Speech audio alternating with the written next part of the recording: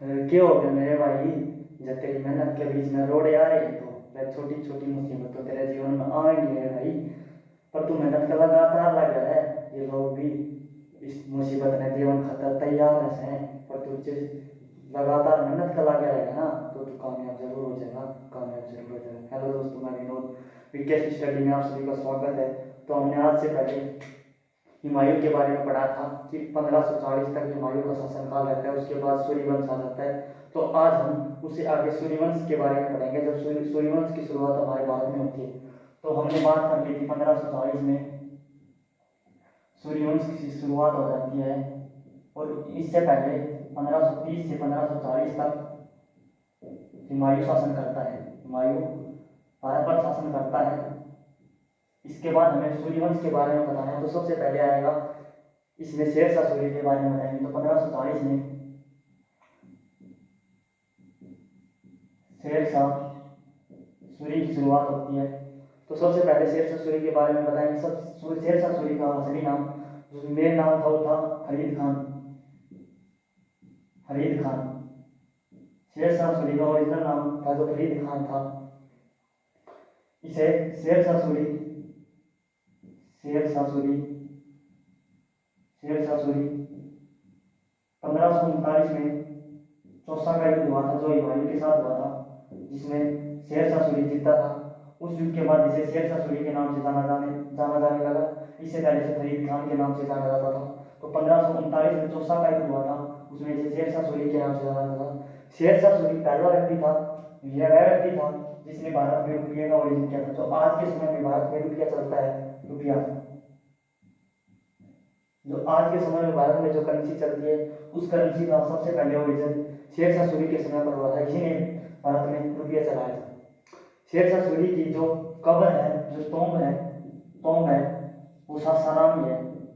सासाराम जो आज के समय जो बिहार में है, जो सासाराम है वो बिहार में है। इसकी कब्र टॉम्ब है, वो सासाराम में। शेरशाह सूरी ने एक सड़क चलाई थी, सड़क बनवाई थी, जिसे सड़क ए आजम के नाम से जाना जाता है। इस सड़क को सड़क ए आजम के नाम से जाना जाता है। इस सड़क के कई नाम हैं, जिसे आप सुनते होंगे। जीटी रोड भी कहते हैं। इस सड़क को ही जीटी रोड कहते हैं। जीटी रोड का मतलब है ग्रांड ट्रंक रोड। इसे ग्रांड ट्रंक रोड के नाम से जाना जाता है। इसे बादशाही सड़क के नाम से जाना। इसी सड़क को बादशाही सड़क के नाम से जाना जाता है। इसी सड़क को बादशाही सड़क के नाम से भी जाना जाता है। और यह सड़क सोनार से फिरोजपुर तक चलती थी, बनाई गई। सोनार से फिरोजपुर तक बनाई गई थी, जो आज के समय में बांग्लादेश का एक हिस्सा है और एक है पाकिस्तान का। यह सड़क बांग्लादेश और पाकिस्तान तक बनाई गई थी। इस सड़क को सोनार से फिरोजपुर तक चलाई गई थी। इसी सड़क को उत्तर पास के नाम से जाना जाता है। इसी सड़क को उत्तर पास के नाम से भी इस सड़क को जाना जाता है। तो यह बातें आप सभी को पता होनी चाहिए। और लास्ट में आप सभी को पता होना चाहिए कि 1545 में एक कालंजर का युद्ध होता है। कालंजर का युद्ध होता है जो 1545 में होता है। उस युद्ध को शेरशाह सूरी जीतता है। लेकिन उस युद्ध में होता क्या है, इसी युद्ध में शेरशाह सूरी की मृत्यु हो जाती है। इसकी सेना के द्वारा, दरअसल एक बात थी कि इसकी सेना के द्वारा तोप चलाया गया था, और जो तोप के उस गोले से जो बारूद नहीं होती है, वो भीत पर जाकर टकरा गई, और भीत के टकराने से वापिस जो बारूद थी वो शेरशाह सूरी के ऊपर लग गई, और वहीं पर शेरशाह सूरी की मृत्यु हो गई। इसी के बाद इससे अगला शासक जो इसका बेटा रहेगा, सिकंदर शाह सूरी, जो 1545 के बाद 1545 से 1555 तक भारत पर शासन करेगा। तो 1555 में हुमायूं, जो आप सभी को बताया था कि 1545 के लगभग जब शेरशाह सूरी की मृत्यु होती है, उसी वक्त जो हुमायूं अपने भाइयों से मिलता है लाहौर में। हुमायूं, कामरान, अस्करी और हिंदाल, जो मैंने आप सभी को बताया था कि 4 भाई थे। तो हुमायूं दोबारा अपने भाइयों से मिलता है और अपनी ताकत को जोड़ता है, और दोबारा 1555 में आक्रमण करता है। और उस युद्ध का नाम मैं सभी को बताऊंगा। उस युद्ध का नाम है सरहिंद का युद्ध, जिसे सरहिंद के युद्ध के नाम से जाना जाता है।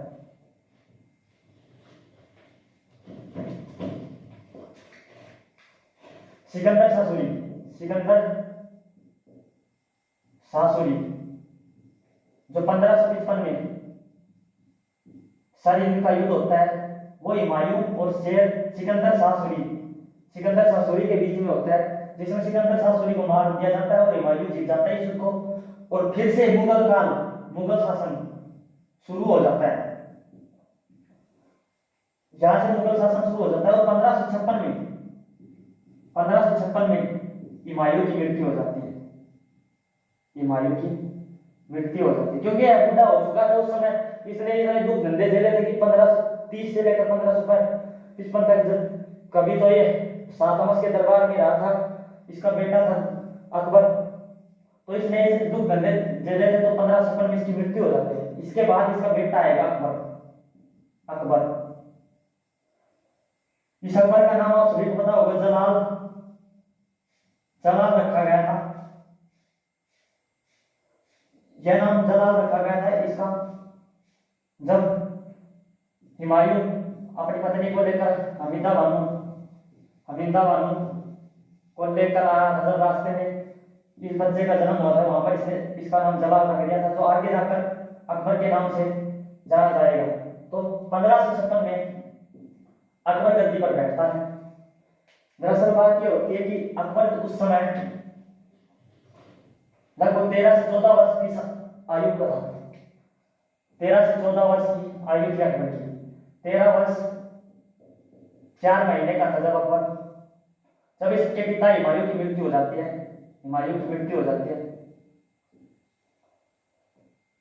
तो बात यह होती है कि 1556 में हुमायूं गद्दी पर बैठता है। जब हुमायूं की मृत्यु होती है तो अकबर गद्दी पर बैठता है, और जब सभी को पता चलता है कि हुमायूं की मृत्यु हो गई है, अब यह छोटा बच्चा रह गया है, तो एक हेमू नाम का शासक था, जो एक समय पर शेरशाह सूरी के साथ था, वह आक्रमण कर देता है। तो सबसे पहले जो बाबर का संरक्षण था, बैरम खान जो बाबर का संरक्षण था, वो सबसे पहले तो बाबर को गद्दी पर बैठाता है और उसका तिलक करता है। उसके बाद इस बैरम खान हुमायूं से युद्ध करता है। तो सबसे पहले जो युद्ध है वो 1556 में है, जो पानीपत का दूसरा युद्ध है। इस पानीपत के दूसरे युद्ध में मेनली युद्ध है वो अकबर और हेमू के बीच में होता है। लेकिन अकबर की तरफ से, जो कि अकबर छोटा था, लगभग 14 वर्ष का था, तो अकबर की तरफ से बैरम खान इस युद्ध को लड़ता है। बैरम खान है वो इस युद्ध को लड़ता है और इसमें बैरम खान जीतता है और हेमू आ जाता है। तो पानीपत का दूसरा युद्ध है वो 1556 में होता है, जिसमें हेमू हारता है और बाबर जीतता है, और बाबर की तरफ से बैरम खान इस युद्ध को लड़ता है। इसके बाद 1562 में एक आमेर की संधि होती है, जिसे ट्रीटी ऑफ आमेर कहते हैं। ट्रीटी ऑफ आमेर के नाम से जाने जाते हैं संधि को। 1556 से 1562 के जो शासनकाल है उसे पेटीकोट शासनकाल कहते हैं। इस 1556 से 1562 में तक जो बाबर की मां थी हमीदा बानो थी, वो इस समय राज करती है 1556 से 1562 तक। जो 6 से 7 वर्ष का ये शासनकाल था, इसे पेटीकोट शासनकाल कहते हैं। जब बाबर बड़ा हो जाता है तो दोबारा गद्दी पर बैठता है 1562 में, अपनी मां को कहता है कि मां अब मैं शासन करूंगा। तो 1562 में जब यह बाबर गद्दी पर बैठता है तो सभी जो सैनिक राजा थे भारत में, जो रियासतें थे, एक ही रियासत मेवाड़ की हो गई, राजस्थान में आमेर की हो गई, इसी प्रकार से अलग अलग रियासतें थी, दिल्ली की अलग अलग रियासतें थे। तो यह अकबर है सभी के पास पत्र भेजता है कि आप मेरा झंडा, कि मेरे मुगल शासन का झंडा आप अपने राज्य पर लगा लीजिए, अगर आप सभी को कोई भी खतरा होगा तो उस खतरे से मैं बचाऊंगा। जब यह पत्र सभी को भेजता है, ये मेवाड़ के राजा, आमेर के राजा, इन सभी राजाओं को भेजता है, तो सभी राजा कहते हैं कि आया छोटा सा बच्चा ही है, हमारे ऊपर राज करेगा, तो सभी इसके पत्र को मना कर देते हैं। तो यह एक लॉटरी व्यवस्था चाहता है कि एक बॉक्स बनाता है, उसमें सभी राजाओं की नाम की चिट्ठी रख देता है, और सबसे पहले जिस राजा की चिट्ठी आएगी उस पर आक्रमण करेंगे। तो सबसे पहले आमेर के राजा की चिट्ठी आती है। आमेर के राजा थे भारमल, उस भारमल की चिट्ठी आती है। तो ये कहते हैं चलो आमेर के राजा पर आक्रमण किया जाए। तो 1562 में आमेर के राजा भारमल पर आक्रमण करते हैं। तो 1562 में जब आमेर के राजा भारमल पर आक्रमण करते हैं, उस समय आमेर के राजा थे भारमल, और उस युद्ध में भारमल को पता चल जाता है कुछ समय बाद कि भारमल हार जाएगा। तो भारमल है जो अकबर के पास एक ऑफर रखता है और अकबर को कहता है कि क्या मेरी बेटी से शादी करोगे। आया था अकबर सेना लेकर भारमल को मारने के लिए, इसको लूटने के लिए, लेकिन यह इसी का नाम था हरकाबाई। हरकाबाई। तो जब राजा भारमल ऑफर देता है अकबर को कि क्या मेरी बेटी से शादी करेंगे, तो अकबर जब हरकाबाई को देखता है तो उससे डरा नहीं रहता, वो हरकाबाई से शादी कर लेता है। तभी एक पंगा होता है। कि पंगा क्या होता है, जो राजा भारमल के सैनिक थे, जनता थी, वो राजा भारमल के विरुद्ध हो जाती है, और जो अकबर के सैनिक थे वो अकबर के विरुद्ध हो जाते हैं। भारमल के लोग कहते हैं कि तुमने एक मुस्लिम व्यक्ति को अपनी बेटी से शादी करा दी, और जो अकबर के लोग हैं वो कहते हैं, सैनिक वो कहते हैं कि तुमने लड़की के चक्कर में इस आमेर पर राज करने के लिए तुमने युद्ध नहीं किया। लेकिन कुछ न कुछ करके अकबर इन दोनों को समझाकर यहाँ पर अपना साम्राज्य स्थापित करता है, यहाँ पर आमेर को अपने कब्जे में लेता है और हरकाबाई से शादी कर लेता है। तो इसके बाद अगला युद्ध जो होता है वो 1576 में होता है, जो हल्दी घाटी का युद्ध है। हल्दी घाटी का युद्ध है। जो हल्दी घाटी का युद्ध है वो अकबर से न्याय कर मान सिंह से करवाता है। मान सिंह से अकबर ने तो अपने पूरे जीवन काल में किसी से हारा था और नहीं हार सकता था, लेकिन उसे डर था कि वह महाराणा प्रताप से हार सकता था। इसीलिए वो खुद युद्ध न लड़कर अपनी तरफ से राजा मान सिंह को महाराणा प्रताप के विरुद्ध लड़ाता है।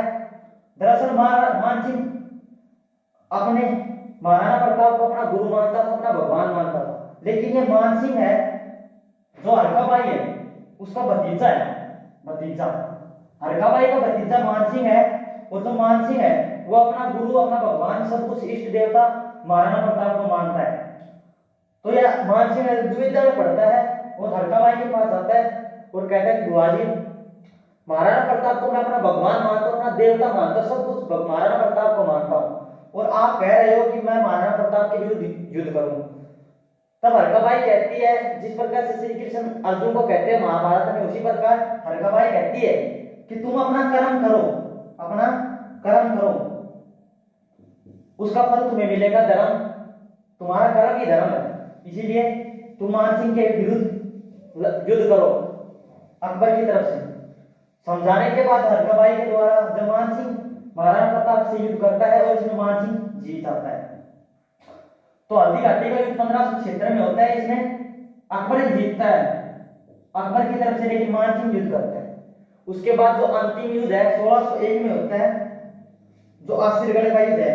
आसिरगढ़ का युद्ध होता है, वो भी अकबर ही जीतता है। तो ये युद्ध आप सभी को पता होने चाहिए। ये 4-5 युद्ध है। जो पानीपत का द्वितीय युद्ध है, पानीपत का दूसरा युद्ध है, वो युद्ध आमेर की ट्रीटी, संधि आमेर की, और जो हल्दी घाटी का युद्ध और आसिरगढ़ का युद्ध, ये युद्ध ही इंपोर्टेंट है जो अकबर के हैं। ये युद्धों के बारे में आप सभी को पता होना चाहिए। इसके बाद हम अकबर के कुछ आगरा फोर्ट में दो किले बनाए थे। आगरा फोर्ट में अकबर ने कुछ आगरा फोर्ट में दो मस्जिदें बनाई थी, दो मकान बनाए थे, जिसे एक का नाम था दीवान ए खास और दूसरी थी दीवान ए खास। जो दीवान ए खास थी वो थी रॉयल व्यक्तियों के लिए, वीआईपी जो लोग थे उनके लिए थी, और दीवान ए आम जो दीवान ए आम थी वो सभी लोगों के लिए थी। यहाँ पर सभी लोग जाकर बैठ सकते थे, चर्चा कर सकते थे, लेकिन यहाँ पर जो रॉयल वीआईपी राजा महाराजा होते थे वहीं आते थे। और अकबर ने एक नीति चलाई थी जो तुलादान थी, तुलादान, तुलादान।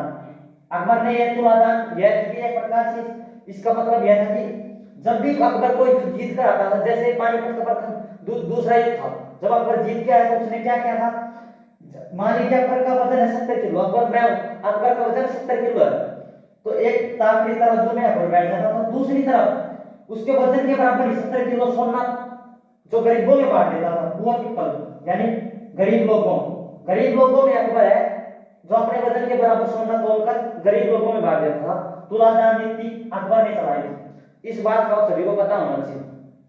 अब हम अकबर की बात आगे करते हैं। अकबर ने आगे क्या क्या करवाया था, आप सभी को युद्धों के बारे में बता दिया, 2 मस्जिदें बनाई, दीवाने खास दीवाने आम जो आगरा कोर्ट में बनाई थी, उन सभी के बारे में बता दिया। अब अकबर के मैं आप सभी को जो काम है वो बताना चाहूंगा। अकबर ने 1562 में सबसे पहले 1562 में स्लेवरी डायनेस्टी, स्लेवरी सिस्टम यानी गुलामी व्यवस्था, गुलामी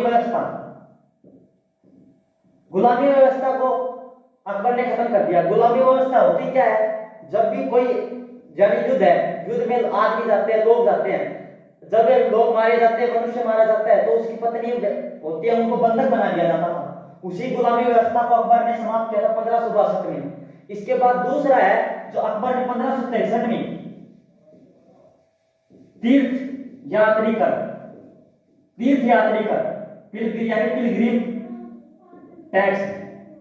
जब कोई व्यक्ति आज के दिन में तीर्थकार जाते हैं, यानी जैसे वैष्णो माता के घूमने के लिए जाते हैं, तो अपने भगवान को देखने के लिए जाते हैं, वहां धो खाने के लिए जाते हैं, तो तीर्थ यात्रा करने के लिए जाते हैं, तो उस समय तीर्थ कर लिया जाता, तीर्थ यात्री से यानी कुछ पैसे देने पड़ते। 1563 में अकबर ने इस तीर्थ यात्री कर को भी समाप्त कर दिया था, जिसे पिलग्रिम टैक्स कहते हैं, उसे भी समाप्त कर दिया था। उसके बाद अकबर ने एक जजिया कर था 1564 में, जजिया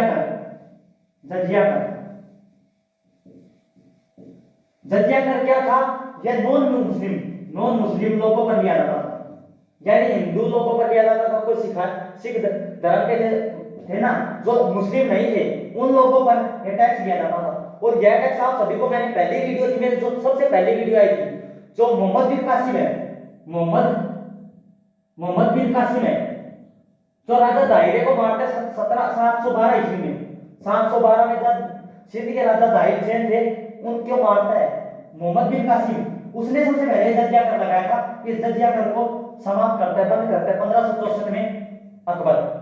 यह काम आप सभी को पता होना चाहिए। स्लेवरी डायनेस्टी, तीर्थ यात्री कर, जजिया कर, इन करों को जो है वो अकबर करता है बंद।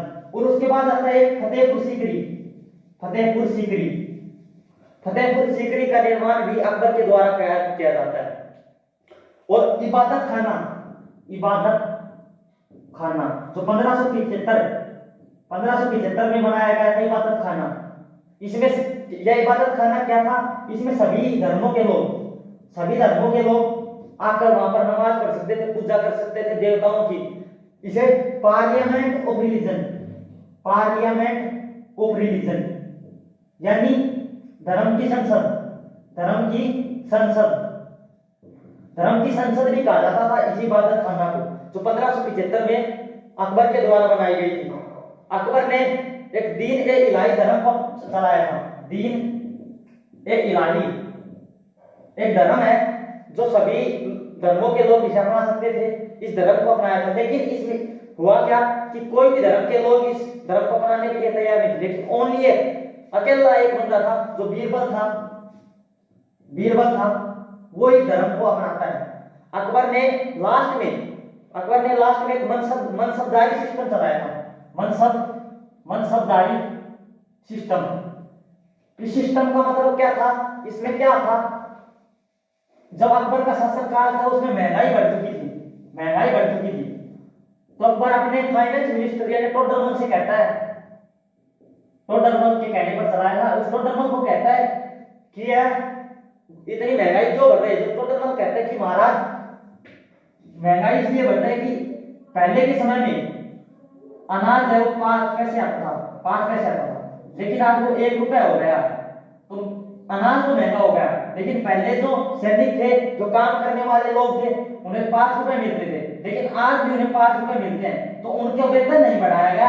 इसी वजह से ये अनाज की जो जरूरतमंद वस्तु है उनका तो वे तो बढ़ गई है, लेकिन उनका जो तनख्वाह थी वो नहीं बढ़ी। इसी वजह से टैक्स, इसी वजह से जो महंगाई है वो बढ़ रही है।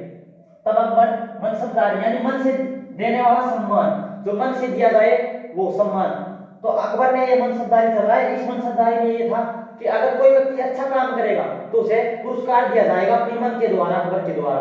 तो इसने मनसबदारी, जो मनसबदारी थी, जो सबसे लास्ट में चलाई थी, टोडरमल के कहने पर चलाई थी, उसने एक ये नीति चलाई थी। ये आप सभी को पता होना चाहिए।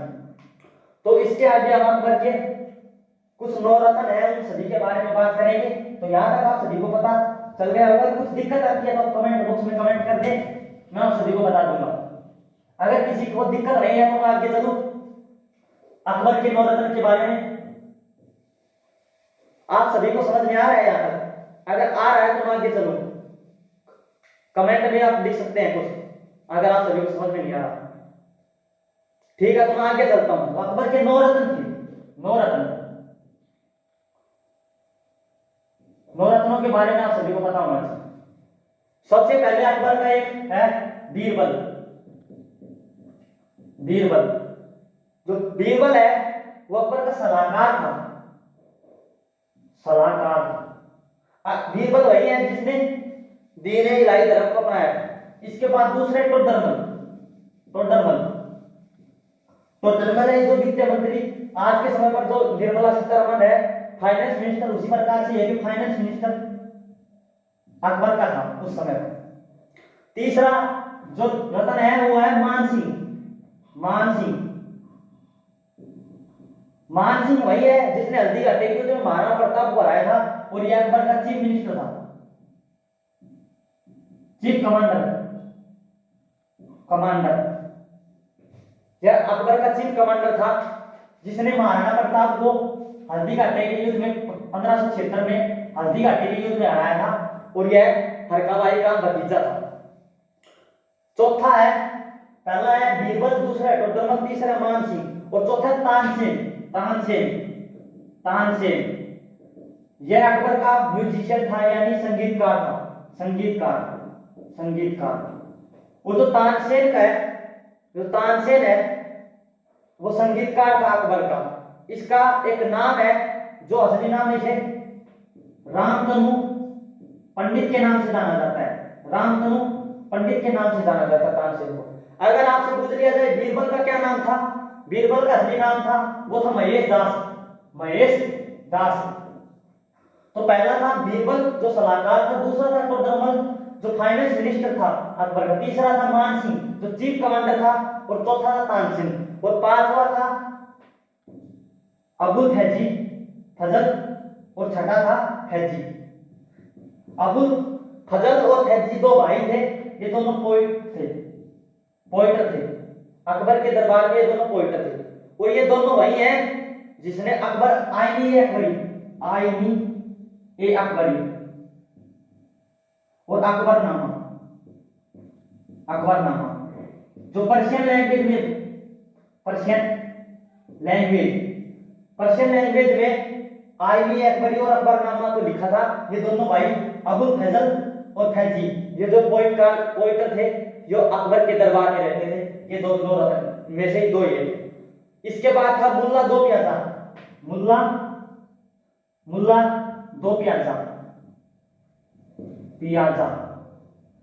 यह अकबर का कुक था जो अकबर का भोजन बनाता था, मुल्ला दो प्याजा था।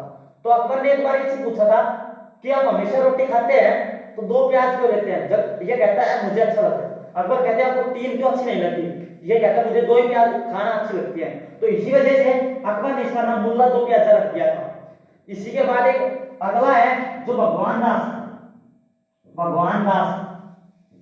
दास, यह भी अकबर के दरबार में पोइटर था। यह भी एक कविताएं लिखने वाला पोइटर था। तो यह आप सभी को पता होगा। तो पहला था बीरबल, दूसरा था टोडरमल, तीसरा मानसिंह था, चौथा तानसेन था, पांचवा फैजी और छठा अब्दुल फैजी, सातवां मुल्ला दो प्याजो और आठवां भगवान दास था।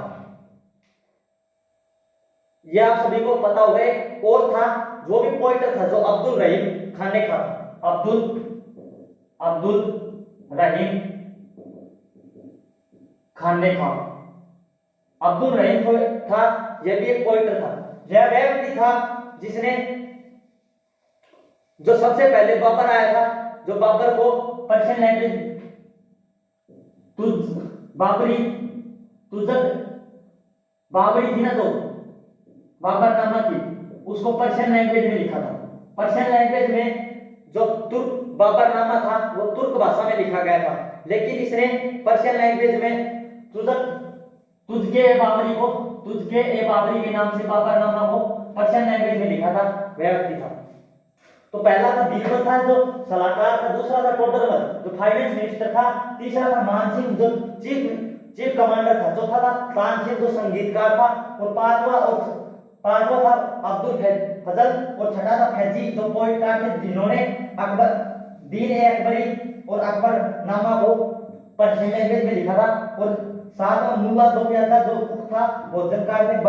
आठवां था भगवान दास जो पोइटर था, और नौवां था जो अब्दुल रहमान खाने का था, अब्दुल रहीम रहमान खाने का, अब्दुल रहीम खाने का था, जो था पोइट था, जो तुझके ए बाबरी वो पर्शियन लैंग्वेज में लिखता है। बाबरनामा जो बाबर के द्वारा तुर्क भाषा में लिखा गया था, उसे पर्शियन लैंग्वेज में जो लिखता है वो अब्दुल रहीम खाने का, यह भी एक पोइट था, यह भी एक पोइटकार था। तो अकबर के दो रत्नों के बारे में आप सभी को पता होना चाहिए। और लगभग 1605 में अकबर की मृत्यु हो जाती है। इसके बाद अकबर का बेटा आएगा शाहजहां, उसके बारे में आप सभी को, जहांगीर आएगा। जैसे आप सभी को ट्रिक बताई थी मैंने कि बाद से तो बाद से बाबर हमारा हो गया, हुमायूं हमारा हो गया, अकबर हो गया। अब जहांगीर इसका अकबर का बेटा है। कल हम 1605 में जहांगीर गद्दी पर बैठेगा, उससे आगे मुगल काल के बारे में बताएंगे। तो आप सभी को 1605 तक अगर कोई दिक्कत हो तो कमेंट बॉक्स में कमेंट कर देना, मैं आप सभी को कल की वीडियो में बता दूंगा। तो मैं उम्मीद करता हूं कि आप सभी को अच्छे से समझ में आ गया होगा। अगर आप सभी